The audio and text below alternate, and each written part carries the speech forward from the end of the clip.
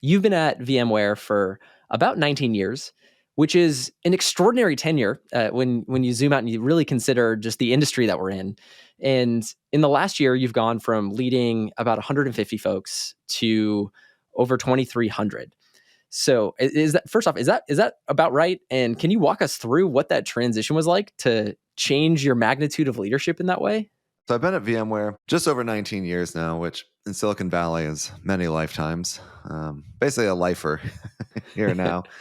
But to the point of your question, I have been able to grow considerably throughout that 19 years, and I think it's one of those things that I always ask myself. It's like, am I having fun and am I learning?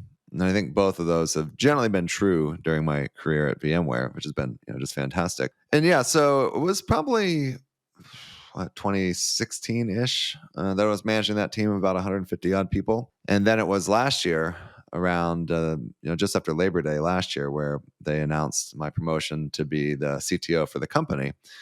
And as part of that, the CTO office for VMware had traditionally been a smaller, relatively speaking, smaller organization, around 400 odd folks.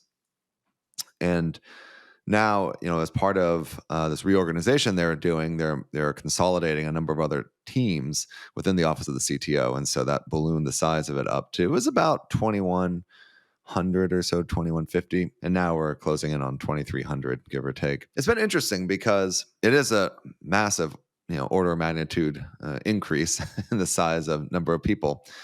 But what I find interesting is that I rely, what I'm doing here, I'm relying a lot on my experience for that 150 person team, where I, again, went from managing 5-ish people before that to having a team fairly quickly, about 150. That first time around, a lot of those mistakes I made stem from the fact that I had never managed a team of that scale, and not really understanding how I had to shift from being a leader who drives and leads purely through influence to more of one who does have decision-making authority and needs to sometimes step in and just make the call and let's move forward, right?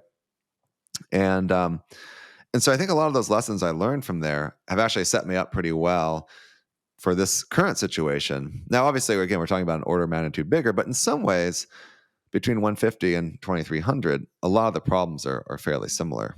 So you mentioned your experience leading, roughly the magnitude of 150 people, sort of like operating at that scale prepared you a lot for the habits of leadership for a greater order of magnitude.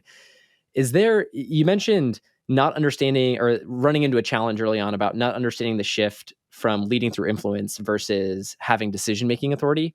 Is there a specific moment or an example that comes to mind of when that challenge came up and when you sort of confronted that, either for the first time or I guess an example that illustrates that? I think one of the things is that it's easy to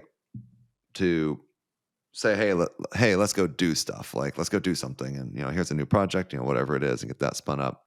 But I think what gets challenging, at least for me, was first off saying no to things, because this is, as important as what you say yes to.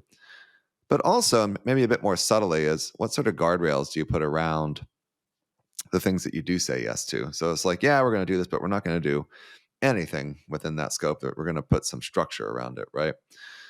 And I feel like I was like looking at a lot of different people and hoping that they would make some of these decisions, and I didn't realize that they were kind of looking to me to make the decision. And so I think it created a lot of churn and stress within the organization.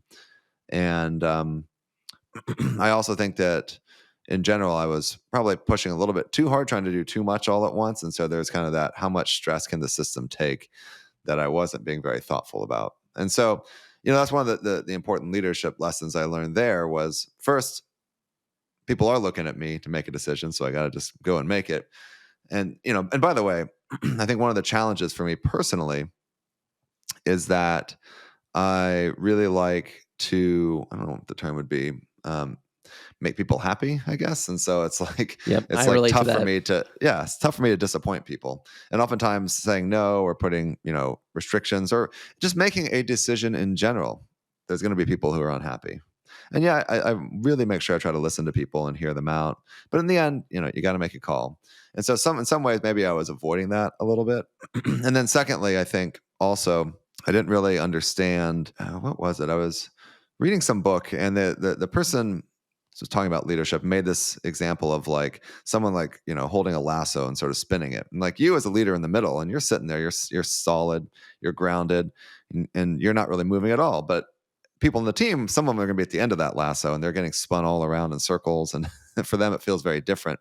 So I think that was the other aspect for me that I didn't necessarily recognize, is how do I help take people along with us, and how do I also ensure that we're not making changes too fast, we're not trying to push too hard, but at the same time staying leaning into things. That's such a good point, because I feel like I have been the person on the lasso, being sort of on the other end of the leader, spinning them around in a chaotic way.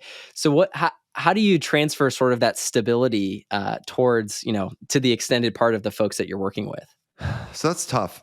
A lot of it, in my mind, comes down to communication, giving people the context within which to understand what we're doing, the why of it. I think once they can see that and sort of situate themselves within it, then it helps give more of that feeling of stability. What I frequently underestimate, even to this day, is the level and amount of communication that's required to actually achieve that.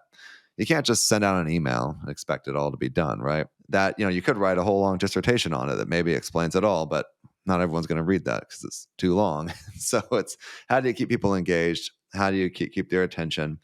And that sort of the general construct of managing through change is a really difficult one, but one that I found you just have to over communicate. And it feels like over communication. You're like, how can I still be explaining this? A lot of times that's what people need in order to be able to move through that without feeling too much like they're at the end of the lasso.